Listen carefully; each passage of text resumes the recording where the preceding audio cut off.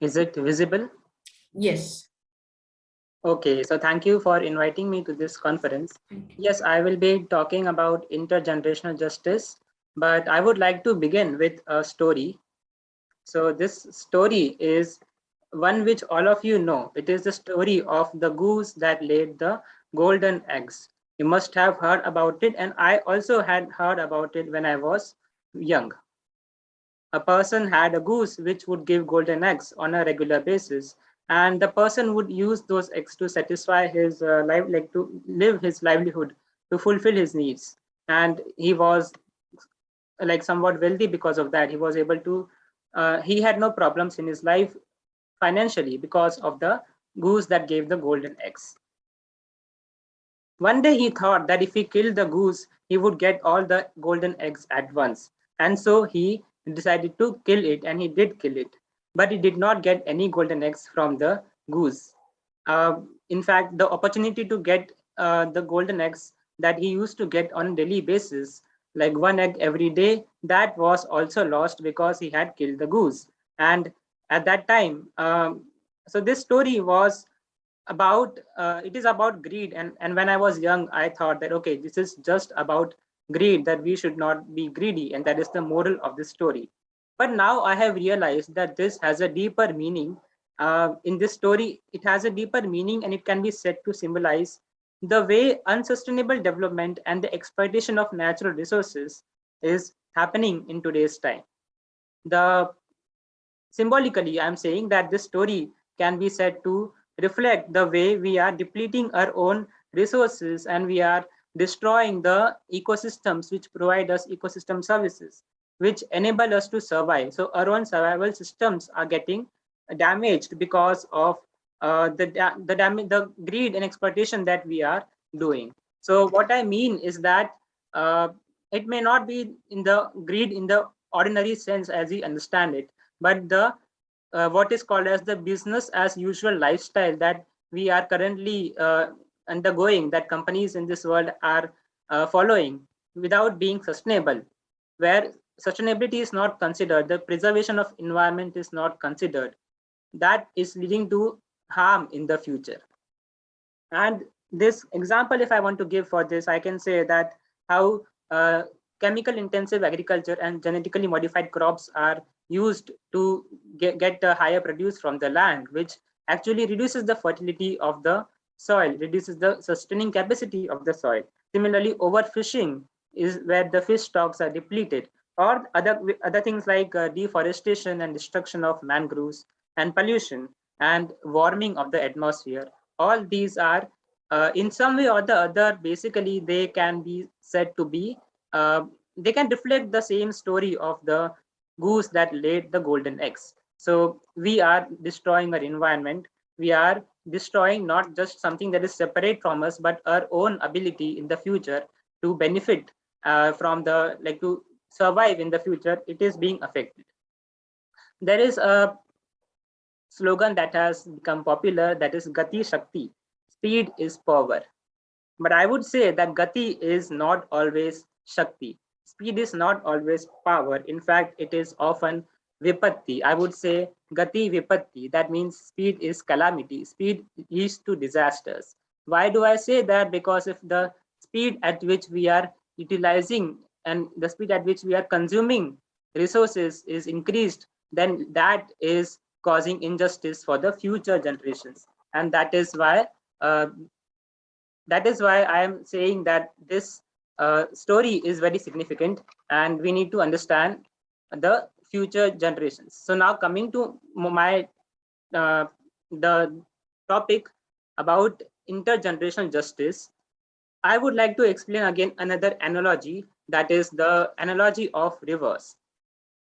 The relation between the past, present, and future generations is one directional. It is asymmetrical. And this can be explained by the help of this example or this analogy of rivers. Here you can see that there are numbers 1, 2, and 3. So 1 is the upstream part of this river, and 2 is in the middle, and 3 is in the downstream part of the river.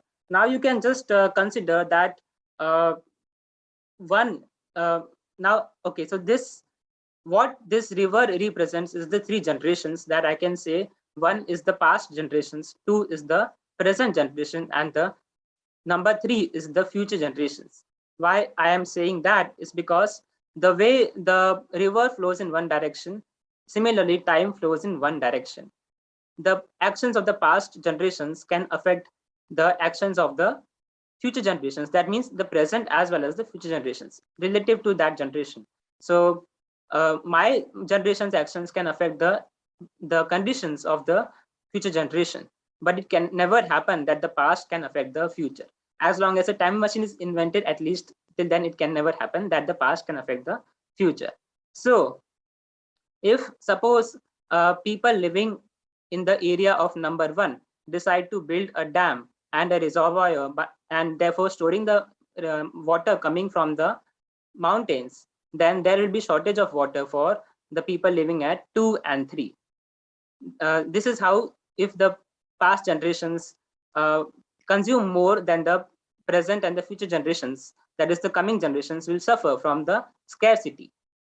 Similarly, if people at number one decide to pollute the river by throwing contaminants and garbage, then the consequences will have to be suffered by number two and the people at number two and number three.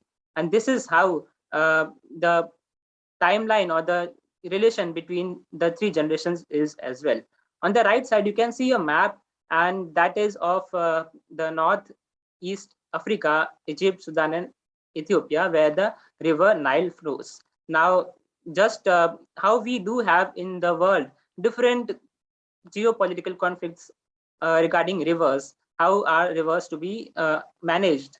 Now, the conflict in this region is that Ethiopia is making a dam, the Grand Ethiopian Renaissance Dam, which gives it the ability to control the water that is flowing into the river Nile downstream. And this puts the livelihoods and life of people in Egypt, the downstream part of Nile, at great risk, because the control will be in the hands of Ethiopia. Similarly, in Asia, China controls Tibet, and Tibet is where the Himalayas are. Many rivers originate in Tibet. So if China decides it can construct dams, and this can limit the flow of water to different countries in Asia, like Bangladesh, India, Thailand, Myanmar, etc.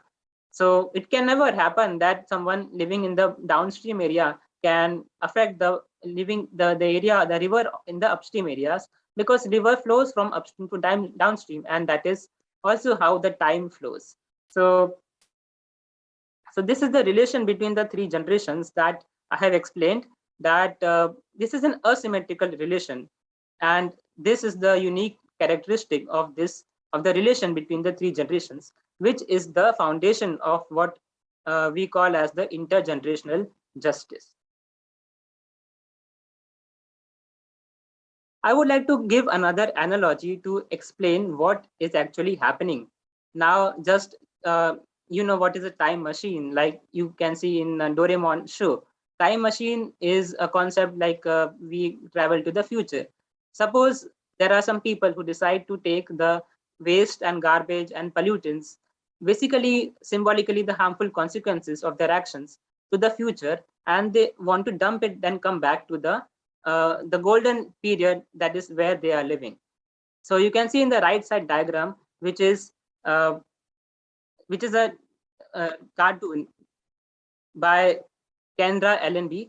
The person is saying, quick, grab the fresh water, dump the carbon and nuclear waste, and then let's get the hell back to the present. So this is what is symbolically happening, even though there is no actual time travel. But what is happening is that the consequences of the actions of the present generations will have to be faced by the future generations, because the pollution, which is causing global warming and other consequences, including sea level rise, species extinction, biodiversity extinction, and climate extreme weather events, all these are happening because of the actions that we are doing, the lifestyle that we have, and the way the system that we have. And this helps to understand what we are doing and why this is unjust. So if you understand what I am pointing out towards, is that the injustice that the future generations are going to suffer for no fault of theirs. And this is why we need to understand that this is a problem of injustice. So what is intergenerational ethics or intergenerational justice?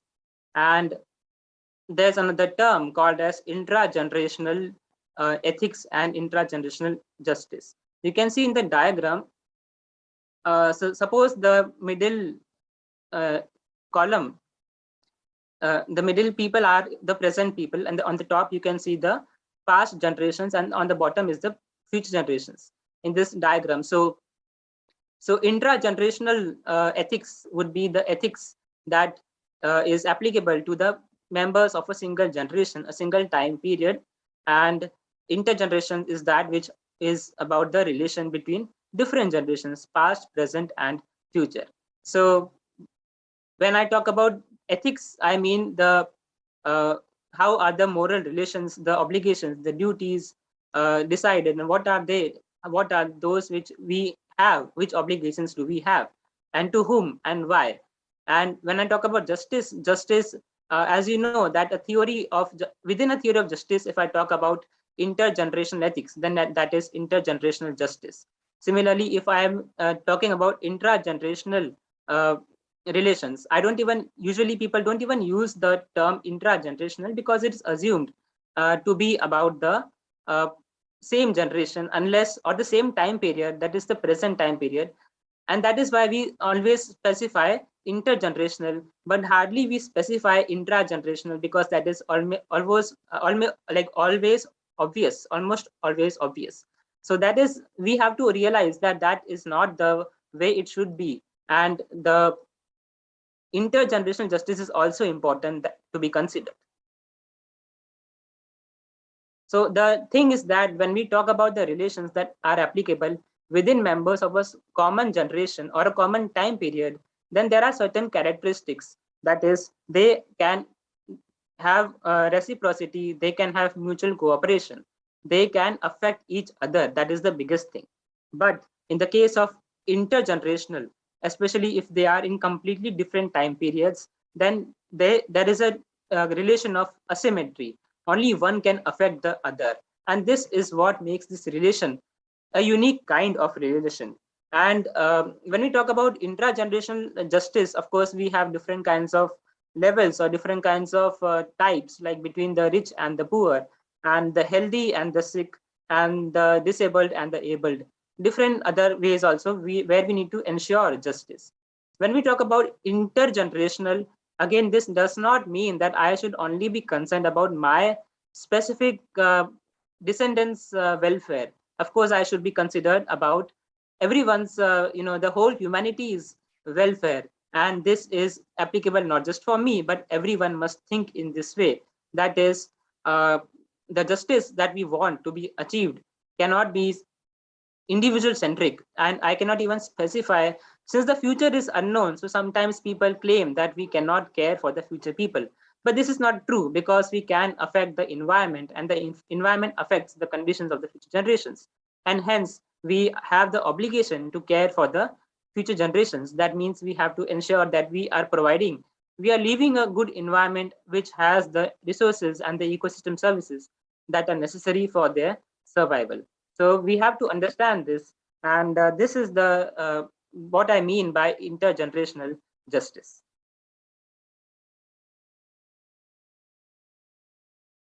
So preserving environment is an obligation that we have towards the future generations. And now, how do we ensure this intergenerational justice? There are just a few points that I would like to mention among many other things that can be said on this topic. First is that we have to understand how to think long term. This is something that is taught to children, but unfortunately, it is missing even in adults in the decision making that people do in various spheres of life, whether it is governments or individuals or companies. The decisions are not taken for the long term. Now, as you can see in the diagram, of course, the different decisions that we take are of different time spans depending on what we are thinking about. But at the same time, we need to ensure that we have a perspective of long term. Thinking about the long term has to be something that has to be a default in our mindset. This is called as long-termism, and it is a concept in philosophy which basically says that we need to inculcate the habit of being able to think about the long-term consequences of our actions. I am reminded of a quote of Tagore, Rabindranath Tagore, who said that the one who plants trees knowing that he will never sit in their shade has at least understood, has at least started to understand the meaning of life. Basically, I have to understand and I have to keep in mind what can be the consequences of my actions in the far future, not just in the near future. Now, when I talk about the importance of thinking long term, this does not mean that the present generations should suffer. They should not be made to suffer in the name of intergenerational justice. There has to be justice even for the present generations. Now, in the diagram, you can see basically what we are we are witnessing now is these kind of development where people are made to suffer from inconvenience, and they are saying that this is for your future benefit, and Mumbai is upgrading and it will be better. But the harm that is being caused to people in the present because of such this is metro construction, and metro construction is causing indeed a lot of noise and air pollution and inconvenience to pedestrians as well as vehicles in different areas where the construction is going on. I am mentioning this as an example to say that we should just to by giving the dreams of better days ahead, if we are causing suffering to the present generations, that is not justified as well, because this air pollution, this noise pollution resulting from the construction activities is in fact harming the environment and harming the conditions of our own life. So when I talk about intergenerational justice, I am mindful of this, that we should not ignore the present generation's concerns. So thirdly, of course, we can also not ignore the importance of intragenerational justice. That means the justice within the generation. Climate crisis is, or this climate crisis is not something that is only going to affect the future. It is already affecting the present. We are already being affected because of the actions of the past generations. And within us, of course, the most affected people are the poor, the marginalized, and those who are engaged in primary sector occupations, or those which are from the weaker sections of the societies. You can see in the photo, these photos are of fisher folks who live on the coast of Mumbai. They used to live in their villages. By village, I mean the settlement in Mumbai itself where they stayed. But now, due to the coastal road work, the project Mumbai Coastal Road, the village is no more, and they are living in these conditions in these makeshift shelters on the seashores of Mumbai. And this is the injustice that has happened with them because of the work that is happening in the name of improving transport traffic conditions by the coastal road project. So whatever development has to be done, it has to be sustainable, and it has to take into consideration the justice for the communities that are affected. That is, the intragenerational justice has to be ensured. But this is not what is happening, and that is the sad part. Now, this fourth thing that I would like to mention, when we talk about thinking about the future, thinking about the future generations, about intergenerational justice. Yes, sorry to interrupt, but please can you finish in 2 minutes? Yes, yes. Speaker and yes. questions. Yes, sure. So even Dr. Priyadarshini has talked about this a bit. So basically, we believe, people often have the tendency to believe that because technology has made their lives comfortable, it will also be able to solve environmental problems. But this is, I believe, a mistaken belief. A lot of the benefit that technology has provided to us has been at the cost of the environment. For example, if we are using air conditioners to keep ourselves cool, it is warming and polluting the environment. If we are getting cheap clothes from synthetic materials, it is leading to microplastic pollution and contaminating the water bodies. So what I mean to say is that we cannot solve the climate crisis only by depending on technology. Of course, technology has some role to play, but it cannot solve all the problems if we continue this lifestyle of overconsumption. And that is what is the Jevons paradox, which is technology increases the efficiency of the goods and the machinery. But if we continue to increase the consumption, then the efficiency does not result in the environmental benefits that we want to bring about.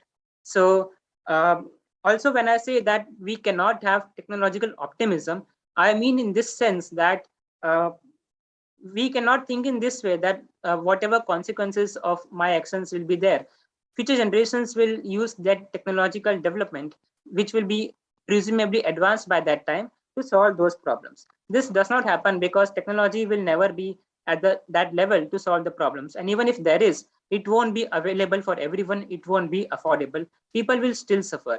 And therefore, it is necessary that we, so this example I just mentioned that I have showed about metros. Now we can have bus lanes, which are there in hundreds of cities around the world. And this has high carrying capacity in low space and is free of traffic. So this is of high speed.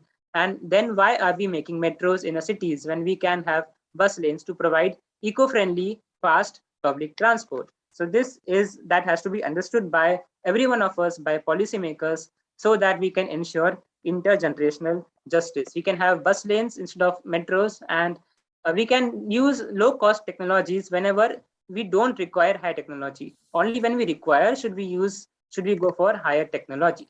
So I would like to end my presentation here. Thank you for the opportunity to speak.